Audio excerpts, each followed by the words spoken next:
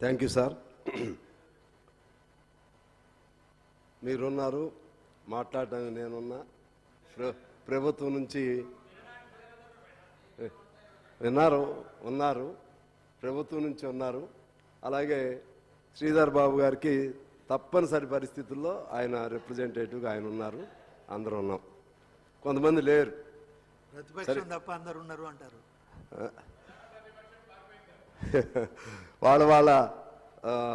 వాళ్ళ ఇష్టం అనుకోండి. నాకైతే అర్థం కాల, వాళ్ళు ఏమన్నా వాకౌట్ అని చెప్పి వెళ్ళారా లేకపోతే స్వచ్ఛందంగా వెళ్ళారు తెలియదు. మరి సరే, ఏదన్నా ఇది ఇంపార్టెంట్ సెషన్ బడ్జెట్కి సంబంధించి. నేను ఆయన లేరు కానీ అక్బర్ గారిని మనస్ఫూర్తిగా అభినందన తెలియజేయాలి.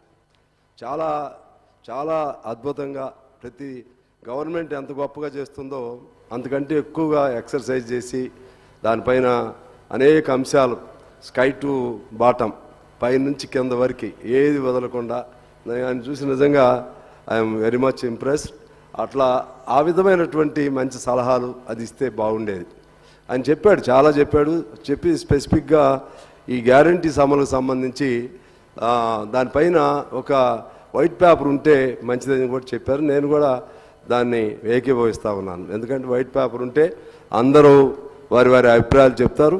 దాన్ని బట్టి గవర్నమెంట్కి కూడా చాలా దాన్ని ఎలా ఫేస్ చేయాలి, ఆ హామీలు ఎలా నెరవేర్చాలి అనే అంశం పైన గవర్నమెంట్కి కూడా సులభతరం అవుతుంది. కాబట్టి అటువంటి సలహాలు ఇవ్వాల్సిన అవసరం ఉంది.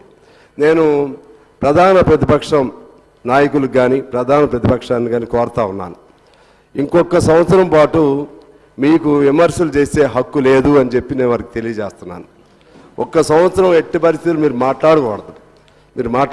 ఎందువల్లంటే ప్రజలు అమాయకులేం కాదు, ప్రజలు చూస్తూ ఉంటారు.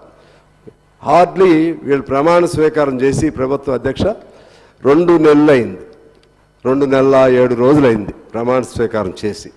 2 నెలల 7 రోజులు అయిన తర్వాత ఏం చేయాలి ప్రభుత్వం? బడ్జెట్ పెట్టాలా వద్దా? బడ్జెట్ పెట్టాలన్నప్పుడు బడ్జెట్ పెట్టకపోతే అసలు రాష్ట్రం ముందుకెడుతుందా? జీతభత్యాలు ఉంటాయా? లేకపోతే పనులు నడుస్తాయా? బడ్జెట్ పెట్టి మా దగ్గర ఏమీ లేదని చెప్పాలా? ఏం చేయాలి ఆ ప్రభుత్వం?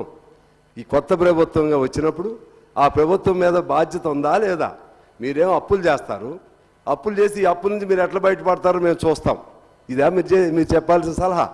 మీరేమో విధ్వంసం చేస్తారు వ్యవస్థల్ని, దీన్ని నువ్వు ఎలా బాగు చేస్తావో మేము చూస్తాం. ఇదేం పద్ధతి అధ్యక్ష? ఇది న్యాయం కాదు. ప్రజలు అమాయకులేం కాదు, చూస్తూ ఉంటారు.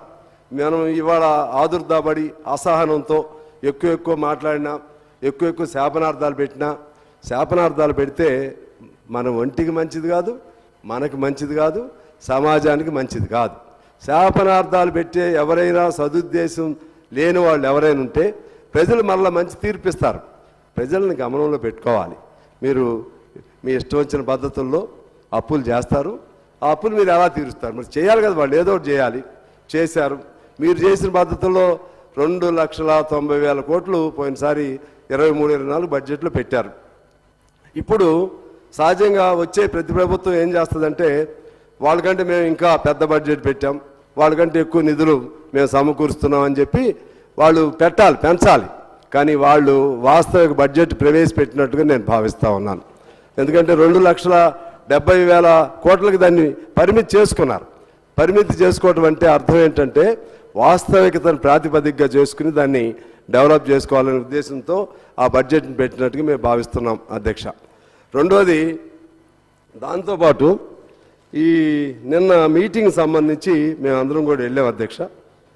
తప్పేంటి అంటే ఏదన్నా అక్కడ 1,00,000 కోట్ల రూపాయలు బడ్జెట్తో ఉన్నటువంటి కాళేశ్వరం దెబ్బతింది, చూసి రావటం నేరమా?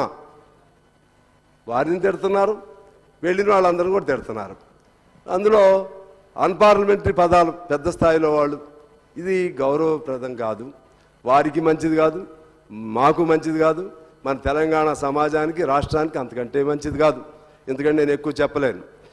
ఎవరైనా సరే మీకు మంచి ఆలోచన ఉంటే ఏం చెప్పాలంటే జరిగింది. శ్రీహరి గారు బాగానే చెప్పారు, మంచిగానే శ్రీహరి గారు చెప్పారు. దాన్ని మళ్ళీ కంటిన్యూ చేస్తారా లేకపోతే ఏ పద్ధతిలో చేస్తారు? సరే, ఆయన 2, 3 పిల్లర్స్ ఏదో చెప్పారు. ఏదున్నా కానీ ఆ మేడిగడ్డ నుంచే కదా నీళ్ళు వెళ్లాల్సింది. మేడిగడ్డ బాగా అవ్వకుండా నీళ్ళు వెళ్ళవు.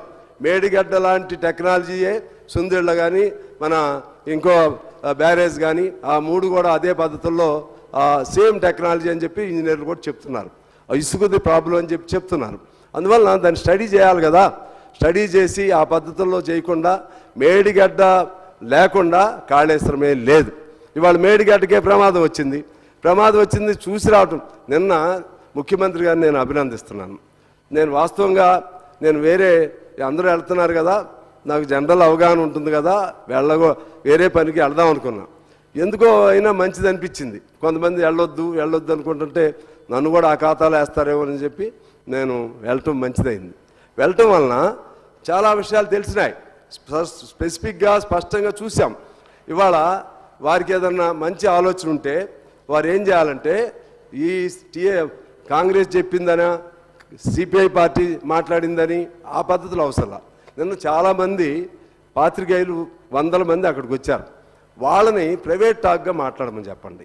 వాస్తవం ఏంటో వాళ్ళు డైరెక్ట్ ప్రభుత్వమే ఇస్తూ ఉంది. ప్రభుత్వం ఇవ్వబడటం వల్ల మధ్యలో ఉన్నటువంటి ఏజెంట్లు లేకపోతే ఏజెన్సీలు వీళ్ళు తినేస్తున్నారు. దానికి ఉదాహరణ ఇక్కడిదే నేను చెప్తాను. వీళ్ళకి ఓఎస్ అనే ఈ కేటగిరీకి మామూలుగా మనం ఇవ్వాల్సింది 18,759. అతనికి అందుతుంది ఎంత అంటే 13,601 అందుతుంది. మిగిలిన డబ్బులు ఎట్టిపోయాయంటే మధ్యలో ఉన్న ఏజెన్సీలు లాగేస్తున్నాయి. అదేవిధంగా అసిస్టెంట్ డిఈఓలు